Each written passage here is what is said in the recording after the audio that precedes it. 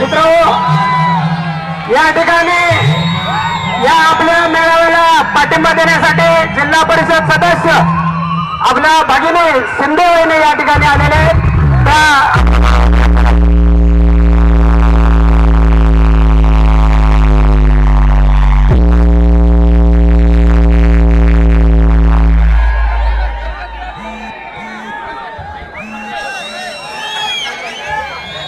श्री बिरोबाच्या नावानं मागचे बोलत नाही, देव बघतोय, जवळ आहे. बिरोबाच्या नावानं अखंड महाराष्ट्र आणि कर्नाटकाचं धनगर समाजाचं आराध्य दैवत श्री विठ्ठल बिरुदेव पट्टणकोडोली या मंदिराच्या पटांगणामध्ये तुम्हा सगळ्यांना माहिती आहे बिरोबाची ताकद काय असते. गोपीचंद पडळकरांच्या मागे बिरोबाची ताकद आहे, म्हणून आपलं हे सगळं चाललंय. आणि मग गोपीचंद जर असं चालत असेल तर बिरोबाची शक्ती काय तुम्हा सगळ्यांना माहिती आहे. आरेवाडीच्या बिरोबाच्या बनामध्ये 16 ऑक्टोबरला या महाराष्ट्रातल्याच नव्हे तर अखंड हिंदुस्थानातल्या प्रस्थापित राजवटीला सुरुंग लावायचं काम आरेवाडीच्या बिरोबाच्या बनातनं झालेलं आहे. आणि आज पट्टणकोडोलीच्या श्री विठ्ठल बिरोदेवाच्या मंदिराच्या प्रांगणातून महाराष्ट्र सरकारच्या बुडाखाली जाळ लावायचं काम आपल्याला करायचं आहे.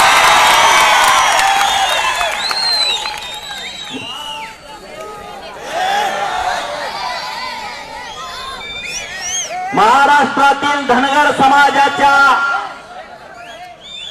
तरुण पोरांच्या हातामध्ये एसटीचा दाखला मिळावा या एकाच निरपेक्ष भावनेतून जुलै महिन्यातल्या 15 तारखेला महाराष्ट्रामध्ये माननीय उत्तमराव जानकर साहेबांनी आम्ही एक निर्णय केला. जरी भारतीय जनता पार्टीच्या चिन्हावरती मी आमदारकीची निवडणूक लढलो असलो, जरी भारतीय जनता पार्टीच्या चिन्हावरती माझ्या तालुक्यातल्या पंचायत समितीवरती आमची सत्ता असली, जरी भारतीय जनता पार्टीच्या चिन्हावरती सांगली जिल्हा परिषद मध्ये आमची सत्ता असली आणि त्या सत्तेमध्ये अपक्ष म्हणून माझे मोठे बंधू ब्रह्मानंद पराकर सभापती असले आणि उत्तमराव जानकर साहेब यांच्या नेतृत्वाखाली माळशिरसमध्ये आणि सोलापूर जिल्हा परिषद मध्ये भारतीय जनता पार्टीची सत्ता असली, तरी सुद्धा या सत्तेला पण भीक घालायची नाही. धनगर समाजाच्या मतावरती या महाराष्ट्रामध्ये आणि केंद्रामध्ये हे भारतीय जनता पार्टीचं सरकार सत्तेमध्ये आलाय. हे मी म्हणत नाही, राज्याचे मुख्यमंत्री माननीय देवेंद्रजी फडणवीस यांनी अनेक वेळा भाषणात सांगितलंय की मी या खुर्चीमध्ये 6व्या मजल्यावरती फक्त आणि फक्त महाराष्ट्रातल्या धनगरांच्या पोरांच्या मतामुळे बसलो आहे. आणि जर हे सरकार 2014ला आपल्या मतावरती या महाराष्ट्रामध्ये आणि केंद्रामध्ये सत्तेमध्ये बसला असेल आणि सत्तेमध्ये बसताना आपल्याला लेखी दिलेला आहे की तुम्हाला आम्ही पहिल्या कॅबिनेट मध्ये सर्टिफिकेट देऊ, आणि असं म्हणून सुद्धा आज केंद्रातल्या सरकारला 5.25 वर्ष पूर्ण होत आहेत मित्रांनो. आणि महाराष्ट्र सरकारला गेल्या 31 ऑक्टोबरला 4 वर्ष पूर्ण झाली, तरी सुद्धा धनगर समाजाच्या एसटी आरक्षणाचा कागद या टेबलावरून त्या टेबलावर सुद्धा या सरकारनं हलवलेला नाही आहे. महाराष्ट्रातल्या धनगर समाजाच्या नेत्यांना 2 मंत्रिपद दिली आणि 1 राज्यसभा दिली म्हणजे महाराष्ट्रातल्या धनगरांचा प्रश्न मिटू शकतो. हे जे या भारतीय जनता पार्टी सरकारच्या डोक्यामध्ये आहे त्यांनी ते पहिला डोक्यातनं काढावं. जे 2 मंत्री केले त्यांचे अधिकार वाढवा, त्यांना गृहमंत्री, त्यांना महसूल मंत्री, त्यांना बांधकाम मंत्री करा, आणि जे राज्यसभेवरती घेतलाय त्यांना केंद्रामध्ये मंत्री करा. तरी सुद्धा धनगर समाजाच्या ऋणात तुम्ही उतराई होऊ शकत नाही. ज्या दिवशी धनगराच्या पोराच्या हातामध्ये एकटीचा दाखला द्याल तेव्हा तुम्ही 2014चे उतराई करू शकता. इथं मुंबईमध्ये एशीत बसून लय गणित मांडणारा गडी आहे, ज्याच्या मागे कोण नसतो तो गणित करतो. हे असं आहे, ते तसं आहे, हे असं आहे, हे काय. धनगर समाजाला 2 मंत्रीपद दिले, खासदार दिले, आता टेन्शन नाही. अहिल्या जयंती सरकार साजरी करते, आता टेन्शन नाही. मधनं सोलापूर विद्यापीठाचा आपण मुद्दा घेऊ, घोषणा करू, सोलापूर विद्यापीठाला नाव दिलंय, काय टेन्शन नाही. त्यांना वाटतं धनगर वेडा आहे. त्यांना काय वाटतंय? धनगर वेडा आहे. पण त्या सरकारला कुठं माहित आहे? पट्टण कोडोलीतल्या माझ्या डोक्यावरती फेटा असणाऱ्या माझ्या बापाजवळ सुद्धा अँड्रॉइड मोबाईल व्हाय हे सरकारला अजून माहित नाही. मेंढराच्या मागे जाणारा माझा बाप त्या व्हॉट्सअप वरती, ट्विटर वरती बघतोय सगळं, फेसबुक वरती लाईव्ह, आता वाड्यावरती हा कार्यक्रम चालू आहे. सरकारच्या बापाला कुठं माहित आहे? रानावनामध्ये शेळ्या मेंढ्या चालणाऱ्या, दराखोऱ्यामध्ये राहणाऱ्या माझ्या त्या बांधवाकडे आता सगळं सोशल मीडिया चालू आहे. तेव्हा तो मेंढका माझा कसा मोबाईल घेऊन, हे त्या सरकारला माहित नाही. त्याला वाटतं डोक्यावर फेटा आहे. अरे डोक्यावर फेटा असला तर इंजिनियराच्या पुढचं गणित माझा बाप मांडतो, हे सरकारला माहित नाही. म्हणून आपल्याला गणित मांडावं लागेल या महाराष्ट्राच्या राजकारणात. कोल्हापूरच्या भूमीमध्ये हा आमचा पहिला मेळावा होतोय आणि कोल्हापूर जिल्ह्यातल्या त्या प्रस्थापित व्यवस्थेला सांगतो, अरे प्रस्थापितांनो, तुमचा राग काढण्यासाठी आमचं हे आंदोलन आहे. बाप गेला का पोरगा, पोरगा गेला का नातू. इकडे साखर कारखान्याचा चेअरमन बाप असला, तिकडे पोरगा दूध संघाचा चेअरमन. ही जी व्यवस्था आहे, ही व्यवस्था तुम्हाला आम्हाला मोडीत करायची आहे. म्हणून बहुजन पोरांच्याकडे जावा, गरीब मराठीच्या पोरांना पुढे आणा, त्यांना सांगणारे विधानसभा लढवा. तुमच्या पाठीमागा मी ठामपणे उभा आहे. जिथं आपली संख्या, तिथं आपल्याला तिकीट मागा. मराठा असेल, बौद्ध, कमर, कुंभार, ढोर, नावी, साळी, टेली, कोटी, वंजारी, हक्कर, धनगर, सरगार, रामोशी, वडार, बेडार, मुसलमान, लिंगायत, परीत, गडशाचं, डवऱ्याचं, लोणाऱ्याचं, नंदीवाल्याच्या पोराला गोळा करा. या सगळ्यांची एक मोठबंद आणि बांधावी लागेल. अरे आपल्याला हे मोठ्या धमक्या तमक्या फळावा हे काय नसतं. हे आपल्या मतावरती मोठे झालेले राजकारणी आहेत आणि ह्यांच्या छताडावरती नाचण्यासाठी तुमचा जन्म झालाय. येऊ नका, घाबरायचं काय कारण नसतंय.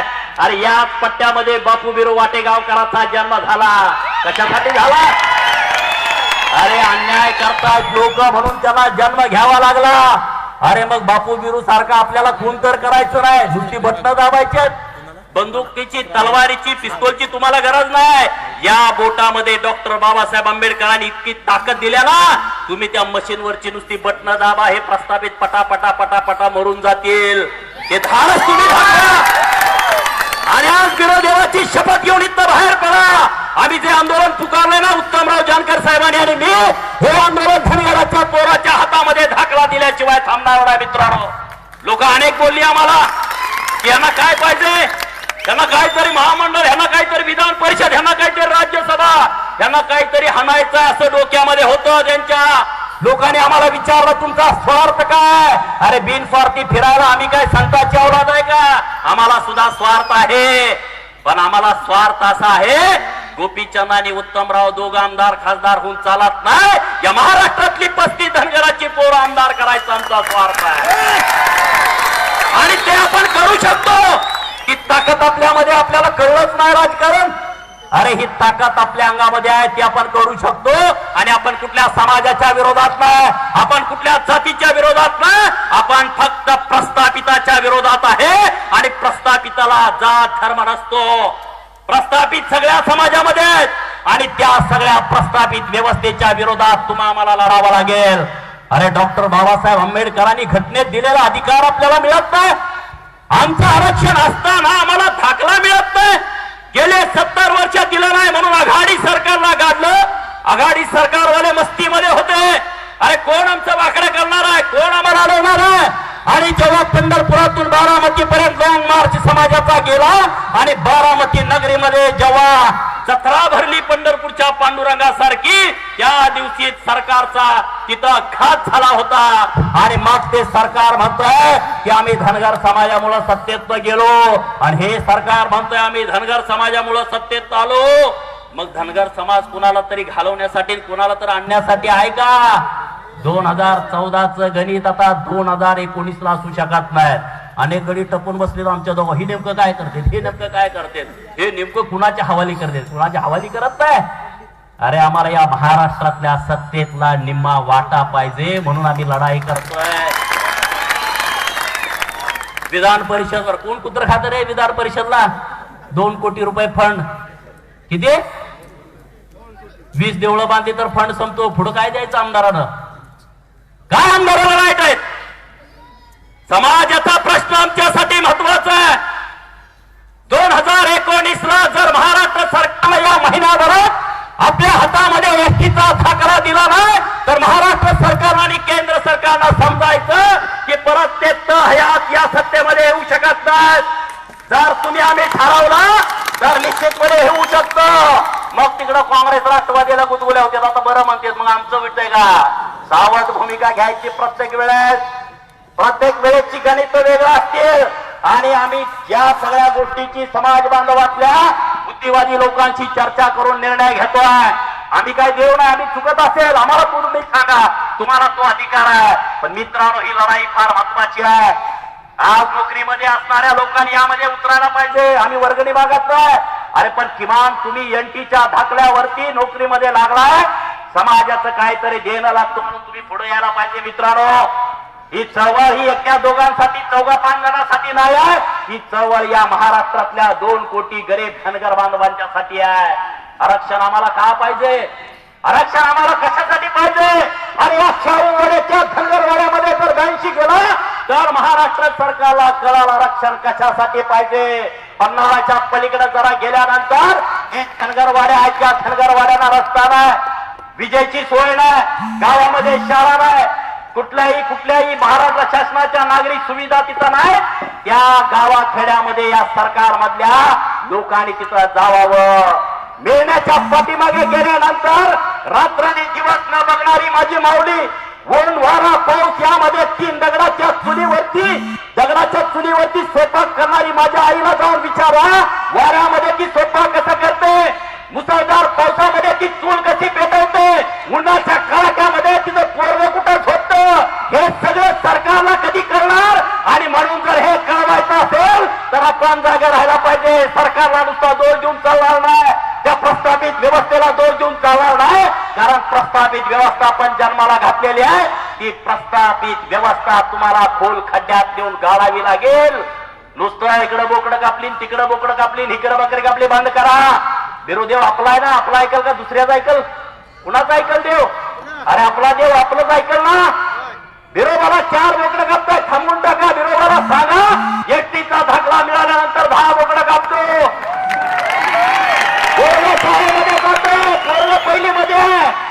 पोरग पहिलीच जाते तर बिरोबाला सांगा, देवा पोरग जोपर्यंत डॉक्टर, इंजिनियर, वकील, प्राध्यापक, क्लास 1 अधिकारी होत आहे तोपर्यंत मी एक पण बोकड कापणार नाही. ज्या दिवशी पोरग क्लास 1 अधिकारी होईल, 2 पगार सगळे बोकडावरती खर्च करतो. बिरोबा आपला सांगा ना. घाबरायचं काय कारण आहे का? सरकारचं ऐकल बिरोबा? या सगळ्या गोष्टीमध्ये आपण बदल करायला पाहिजे. मित्रांनो, जर तुम्ही बदल केला नाही तर येणारी पिढी तुम्हाला माफ करणार नाही. आपली पोरं बाळा नातवंड आपल्याला शाप देतील, अरे तुम्ही काय केलं. राजकीय प्रगल्भता आपली आली पाहिजे. राजकारण कसं आहे ते आपल्याला कळलं पाहिजे. आणि प्रत्येक वेळेस आपण म्हणतो राजकारणावर काही बोलू नका, अहिल्या जयंती असली राजकारणावर बोलू नका, कुठला सामुदायिक कार्यक्रम आहे राजकारणावर बोलू नका.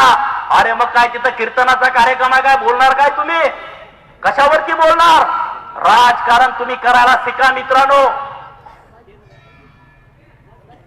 इथं 10 लाख लोक यात्रेला येतात. का सरकारनं 20 कोटी रुपये खर्च केले नाही तिथं? कारण काय? या महाराष्ट्रामध्ये अनेक प्रस्थापित मेले, त्यांची थडगी बांधायला 20 कोटी रुपये शासनाने खर्च केलेत. तुम्हाला माहिती आहे ना या महाराष्ट्रातल्या प्रस्थापितांची? जो मरती तो मरती, आमका मरती तमका मरती. अरे तुम्ही मेला, आमच्या पैसे त्यामध्ये का खर्च केले? सरकारनं थडगी बांधायची. तुमच्या थडग्याच्या पाया पडून आम्हाला काय मिळणार आहे? अरे जर महाराष्ट्रातली माणसं मेली, त्यांची थडगे बांधायला सरकारनं 20-20, 30-30 कोटी रुपये खर्च केले आणि 10-10 लाख लोक एका दिवसामध्ये इथं येतात, 1-2 कोटीच्या वर इथं पैसे दिले नाहीत. का दिले नाहीत? कारण आपण राजकारणामध्ये कमी आहे. राजकारण आपल्याला कळलं नाही. अरे ज्याचं बायकोचं मत सुद्धा ज्याच्या मागं नाही ते पुढारी झाले, पण 2-2 कोटी लोकांना कळलं नाही राजकारण कसं करावं. मग जे नोकरी करतात त्यांनी नोकरी करा, जे व्यवसाय करतात त्यांनी व्यवसाय करा, पण माझ्यासारखे जे फकीर फिरतायत त्यांनी राजकारण करा, राजकारण शिका. त्यांनी तुम्हाला 100 वेळा गंडवलं, 10 वेळा तर गंडवायला शिका. नाहीतर आलं का बिरोबाची पडडी घेऊन पुढे आलं, माकवाची पडडी शिवलं, झालं आपलं कामच झालं. बोंबलं किती सोप्यात, किती सोप्यात. त्यांना माहित आहे एकदा भांडवल फिरवलं का ह्यांचं काम होतंय, ती तुमच्याकडे लक्ष सुद्धा देत नाही. कारण पुत्र सुद्धा आपल्याला विचारत नाही. कारण आपण देवावरती प्रचंड विश्वास ठेवतो, श्रद्धा ठेवतो. पण मित्रा, जेव्हा तो भंडारा घेऊन आपल्याकडे येईल तर मनातल्या मनात म्हण, देवा त्यानं 100 वेळा मला गंडवलंय, आता ह्याला तुझा भंडारा घेऊन गंडवतो. देव आपला ऐकल ना, मनातल्या मनात बोललेलं. त्याला वरनं सांगा ना, कधी हो त्याचं ऐकल. अरे किती वेळा पण आपला या राज्यामधला बॅकलॉग भरून काढावा लागेल आपल्याला, आणि तो एसटीचा धाकलाच आपला बॅकलॉग भरून काढू शकतो. 1931 साली माननीय उत्तमराव जानकर साहेबांनी सांगितल्याप्रमाणे या देशामध्ये इंग्रजांनी पहिल्यांदा जात न्याय जनगणना केली. आता मेंढर मोजली जातात, गुरं मोजली जातात, कुत्री मोजली जातात, गाढवं मोजली जातात, घोडी मोजली जातात, पण जातवार माणसं मोजली जात नाहीत. 1931 ला पहिल्यांदा या देशामध्ये इंग्रजांनी जात न्याय जनगणना केली. आणि आपण जेव्हा बॉम्बे स्टेट मध्ये होतो तेव्हा या बॉम्बे स्टेटची लोकसंख्या 3,21,00,000 होती आणि त्यापैकी 28,51,000 आपण होतो. सगळी शिकलेली पोरं आहे, कॅल्क्युलेट ज्ञान करा. 3,21,00,000पैकी जर आपण 28,51,000 1931 ला असो आणि 1989 ला सरकार आपल्याला 3.5% आरक्षण देतंय. किती वेड्याचा बाजार आहे बघा. हम दो हमारे दो व्हायच्या आधी आपल्यात पोरं किती आहेत? किती आहेत? दादा आहेत का नाही? अरे दादा सोडून द्या, 4-4 जरी मोजली तर टक्केवारी झाली किती? 15-16% होते. तरी सुद्धा काय काय गडी म्हणते आरक्षण आम्हाला 3.5% द्या. काय म्हणते स्टेटमेंट ऐकताय ना तुम्ही? आम्हाला एसटीचं आरक्षण 3.5% द्या.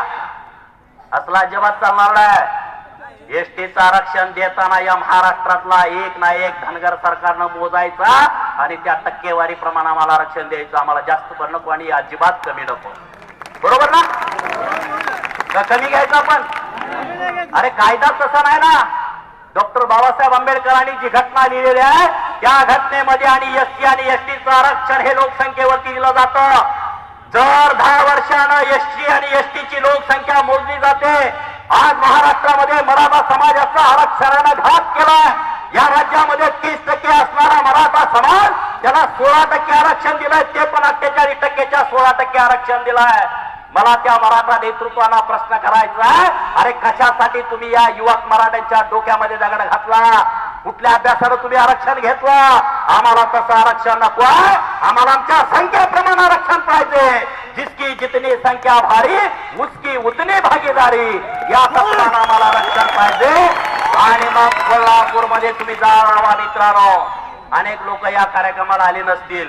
अनेक लोक म्हणणार कुठे ह्यांच्या नादाला लागता, हेच काय खरं असतं का, त्याचं काय खरं असतं? त्यांना जाऊन भेटा. 2 तास दिवसात काढा, 2 तास. ही गुरं मेंढर धारा काढायच्या, ऊसाला पाणी द्यायचं, ऊस कारखा हे रोजच आहे. पोरं शिकवायची, पोरं मोठी करायची, त्यांची लग्न करायची, हे सगळं रोज चालू आहे ही प्रक्रिया. होते नाही जनावराला बी पोरं होते तीच की. आपल्याला त्याला काय एवढं काही सिरियस ठेवू नका, त्यात नाही अडकून पडू नका. नाही माझी पोरं बंगला गाडी पोरग शिकलं, ती सासू सासरा मेवणा मेवणी ह्याच्या पलीकडे ती बघत नाही, ती तुम्हाला सुद्धा बघत नाही परत. त्यामुळं विचार करताना आता समाजाचा विचार करा. उत्तमराव जानकरांचा कारखाना आहे, काय कुत्र चावलं का फिरायला? तुम्ही कोण गेलता का पत्रिका द्यायला? लोक म्हणले ह्यांना काय हाणायचं? अरे कुठल्या आमदाराकडे उत्तमराव सारखा बंगला आहे? लोक मला विशेष वाटतं ह्यांना काहीतरी ढापायला. आमच्याकडे काय, आम्ही काय भिकार आहे का काय? आमच्याकडे कमी आहे, फंडच नाही ना, अधिकार नाही सायचा, एवढंच ना. तू येईल ना 2019 ला? अरे 2019 धनगराच्या पोराच्या हातामध्ये एसटीचा दाखला तर देणार आहे. आणि उत्तमराव, मी आणि माझ्या बरोबर या राज्यातली पोरं विधानसभेमध्ये आणि लोकसभेमध्ये आपल्याला जायचं आहे. हे काय चोरी करतो का आपण?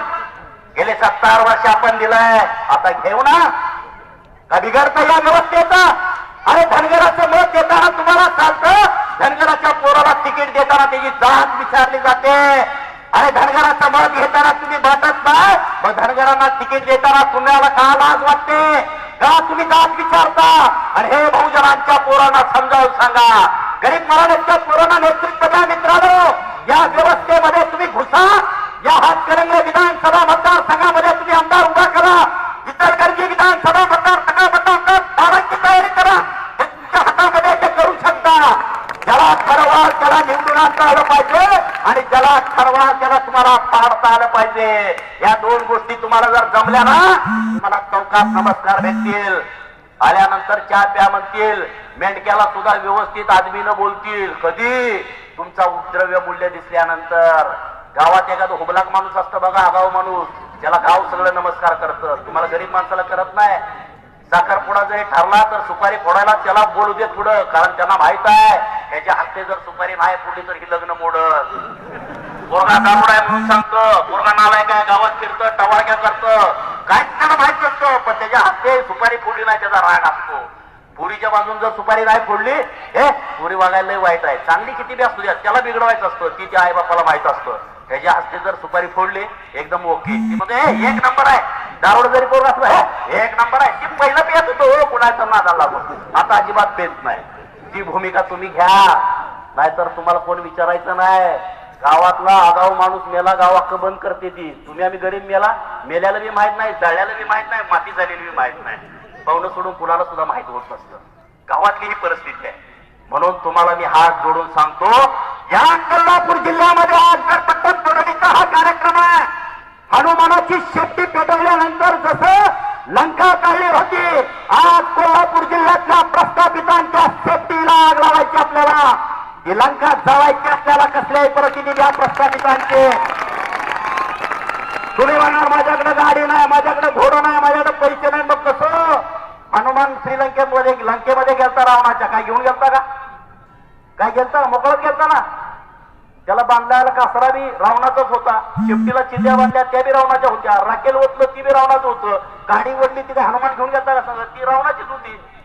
शेपटी फक्त त्याची होती, आग लावली त्यांनी, पण लंका रावणाची त्यानं जाळली. काहीच भांडगोळ नव्हतं जवळ, काहीच हत्यार नव्हतं. त्यामुळे आपल्याला जरी काय हत्यार नसलं तरी सुद्धा आपण या रावणांची लंका जाळू शकतो. आणि त्याची सुरुवात आपण इथं विठ्ठल बिरोदेवाच्या पवित्र मंदिरात करतोय. जे इथं ठरतं ते महाराष्ट्रात ठरू शकतं, ह्याचा विश्वास सगळ्यांना आहे. आणि कपाळाला भंडारा लावून या बिरुदेवाचा आपण एवढंच ठरवायचं की या सरकारनं आपल्याविषयी बेईमानी केली तर हे सरकार 9 वर्षाचा खाता काढून त्याला गाळावा लागेल आणि त्याच्यावरती आपला झेंडा उभा करावा लागेल. हे 2 महिने फार महत्वाचे आहेत. या 2 महिन्यात मिळालं तर आरक्षण, नाहीतर आपल्याला कोणच आरक्षण देत नाही. बरोबर का? एकदा आचारसंहिता लागली तर आपल्याला आरक्षण मिळू शकत नाही. तर सांगताना काय सांगते, ते दिल्लीला पाठवायचं आहे. खोटं आहे, 100% खोटं. दिल्ली बिल्ली काय नाही, फक्त एक 4 ओळीचं पत्र काढायचंय सरकारनं अध्यादेश की महाराष्ट्रामध्ये याला मराठीमध्ये धनगर म्हणावं आणि इंग्लिश मध्ये त्याला धनगर म्हणावं. किती ओळीचं पत्र? 4 आणि खर्च आहे किती?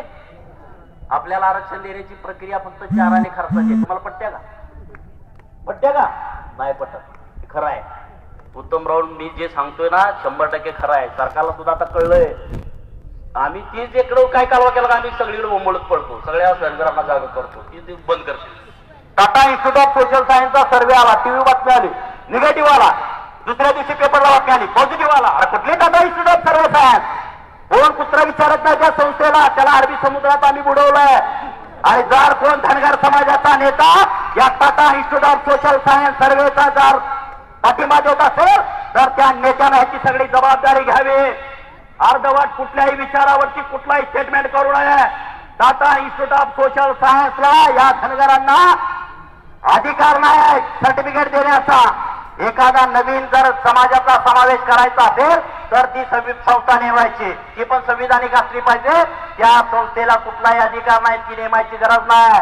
धनगरांच्या डोळ्यामध्ये धूळफेक करण्यासाठी सरकारनं 4 वर्ष वाया घालवण्यासाठी नेमलेल्या संस्थेचं नाव Tata institute of social science आहे.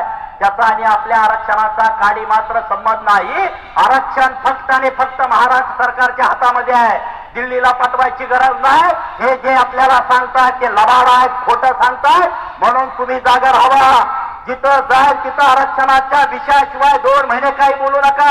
लग्न ठरवा गेला आरक्षण, मातीला गेला आरक्षण, साखरपुड्याला गेला आरक्षण, कुठे एसटीत बसला आरक्षण, मेंढराच्या मागा गेला आरक्षण, मेंढराच्या बाजारात गेला आरक्षण. दुसरा कुठलाही विषय आता डोक्यामध्ये 2 महिने ठेवू नका. हे जर सर्टिफिकेट तुमच्या हातामध्ये पडलं तर तुम्हाला परत गोपीचंद पडळकर आणि उत्तमराव जानकर सारख्या नेत्यांची गरज भासणार नाही. मित्रांनो, आजपर्यंत धनगरांचा घात यामध्ये झाला. तुम्ही नेता तयार करायचं आणि आम्ही काहीतरी मिळालं का तिकडे जायचं. हे आपल्याला करायचं नाही. 2 कोटी लोकांचं नेतृत्व एक माणूस करू शकत नाही. का करू शकतो? तुमच्या गावातला तुमचा सरपंच तुम्हाला भेटतो का? नगराध्यक्ष इथं सरपंच भेटू शकतो का सगळ्यांना? नाही भेटू शकत. 5000 लोकांना जर एक सरपंच भेटू शकत नसेल तर 2 कोटी लोकांना एक नेता कसा भेटल सांगा? गडचिरोलीत त्यांना बोलवलं, मी जाऊ शकतो? एक आणि उत्तमराव आणि एक गोपीचंद या महाराष्ट्राची गरज नाही. मित्रांनो, असे शेकडो गोपीचंद आणि शेकडो उत्तमराव तुम्हाला जन्माला घालावे लागतील. व्यक्ती केंद्रित राजकारण करून चालणार नाही आपल्याला. आजपर्यंत व्यक्ती केंद्रित राजकारणामुळे झाला. इथून पुढच्या काळामध्ये व्यक्ती केंद्रित राजकारण आपल्याला करायचं नाही. आज आम्ही तुमच्याकडे आरक्षणाचा लढा म्हणून आलोय आणि पुढची जी राजकारणाची लढाई आपल्याला करायची आहे ती खरी महत्वाची लढाई आहे. उत्तर प्रदेश मधल्या धनगर समाजाला दाखला दिला पण तिथं चळवळी तयार झाले नव्हते. आज नेतृत्व कुणी करायचं तिथं प्रश्न निर्माण झालाय. धनगर समाजाच्या आरक्षणाच्या अखेरच्या लढ्यातनं या महाराष्ट्रातनं 100 पोरं तयार झाले चांगली हाडाची. आज आम्ही डोळ्यानं बघतोय. आम्हाला रोज फोन येतात, मला इथं आमदारकीचं निवडणूक लढायची आहे. हे या चळवळीचं यश आहे. जो ग्रामपंचायत निवडणूक लढवायला घाबरत होता ते म्हणतोय मी आमदारकी लढायची आहे. हे या चळवळीचं यश आहे. आणि मी तुम्हाला सांगतो, गावगाड्याच्या राजकारणामध्ये पैसे घालवू नका. सरपंच की सोसायटी दूध संघाची मी काय नाही काय त्यात पैसे अजिबात घालवू नका. त्या ग्रामसेवकाची सरपंचाची प्रत्येक ग्रामपंचायत भांडणं चालू आहेत का? ते म्हणतोय मी लय खर्च केलाय, ग्रामसेवक म्हणते काढता येत नाही. दोघांची भांडणं 5 वर्ष भांडणं. ती ग्रामसेवक सगळे पिशवीत ग्रामपंचायत घालतायत, पळतंय हिकण तिकडं हिकण तिकडं तिकड तिकडं. ती चेकवर सही करत नाही. ती म्हणते कर, ती म्हणते करत नाही. ते म्हणतो ऑफिस खर्च टाकी. अरे 1 कोटी टाकायचं का ऑफिस खर्च? किती टाकायचा? आणि दुश्मनी केवढी? भावाच्या विरुद्ध भाव, आईच्या विरुद्ध मुलगी, बापाच्या विरोधात पोरगा. राजकारण ग्रामपंचायतचं शेतातली टकोरी फुटली, बंद करून टाका. आमदारकी आणि खासदारकी बाकीच काही विशेष घ्यायचा नाही. काय खासदार अधिकारच नाही ना. सभापती झाला, खुरपं वाटायचा अधिकार नाही. तुम्ही जाऊन बघा पंचायत समितीमध्ये काय पंचायत समिती सदस्याला अधिकार आहे? काहीच नाही. सरपंचाला अधिकार आहे, ती सभापतीपेक्षा टाईट वागतंय, तर सभापतीला अधिकार नाही. सत्तेच्या विकेंद्रीकरणामध्ये जिल्हा परिषद आणि पंचायत समितीचे अधिकार खाली दिले गावगाड्यामध्ये. आणि त्यामुळे या असल्या कुठल्या मी दूध संघावर गेलो, मी या कारखान्यावर गेलो, मला चहा पाजला, काय नाही याचं काय नाही. घरी चहा पी बाबा करून 1 लिटरभर. त्याच्यासाठी समाज तिथं जाऊनीला बांधू नका. मला ह्यो बोलला मला त्यो बोलला, मला ह्याच्या खांद्या टाकून घरात फोटो लावले. फेकून द्या ना फोटो यांचा. कशाला घरामध्ये फोटो ठेवायचं? आज घरात गेल्यानंतर कुठल्या आमदाराचं खासदाराचं मंत्र्याचं फोटो असलो ना फेकून द्या. काय उपयोग नाही त्याचा. बापाचा नाहीचा फोटो लावायचा, त्या रोज पाया पडा, काहीतरी आशीर्वाद मिळेल. कारण हे शास्त्र सांगतंय, मी सांगत नाही. शास्त्र काय सांगतं? जर घरामध्ये आपल्या गर्भवती महिला असेल, 9 महिने बाळ पोटामध्ये वाढतं. जो 9 महिने त्या गर्भावती प्रभाव होतो तो त्या आईच्या आचरणात असतो. घरात जर एखादा दारू पिऊन नवरा येऊन ताप देत असेल तर त्या गर्भावरती परिणाम होतो, ते दारूचा प्रभाव पडतो. त्या आई ती जर एखादं रामायण वाचत असेल, महाभारत वाचत असेल तर तो प्रभाव पडतो. छत्रपती शिवाजी महाराजांचा फोटो पुढे रोज बघते. मुलगा जन्माला आला तर शिवाजी महाराजांसारखा, यशवंतराव होळकरांचा फोटो असलो यशवंतरावांसारखा, बाबासाहेबांचा फोटो घरात असला तर बाबासाहेबांसारखा, जिजामातेचा फोटो घरामध्ये असला, मुलगी जन्माला आली तर जिजामातेसारखी, तो प्रभाव पडतो. आणि तुम्ही जर फोटो लावला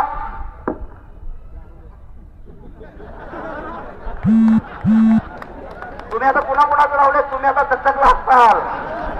तुम्ही जर ते घरात फोटो असलो अवलाद 100% त्यात अजिबात फरक पडत नाही. तुम्ही मला सांगा परत. त्यामुळे इथून गेल्यानंतर बिरुदेवाचा फोटो लावा, बापूबाईचा फोटो लावा, शिवाजी महाराजांचा, बाबासाहेबांचा, महात्मा ज्योतिबा फुलेंचा, सावित्रीबाईंचा, अहिल्यादेवींचा, अण्णाभाऊ साठेंचा, नरवीर राजा उमाजी नायकांचा फोटो लावा. हे सगळं पोटात का नाही, रात्री हे विसर्जित करा, नदी जवळ आहे तुम्हाला, काय उपयोग नाही याचा.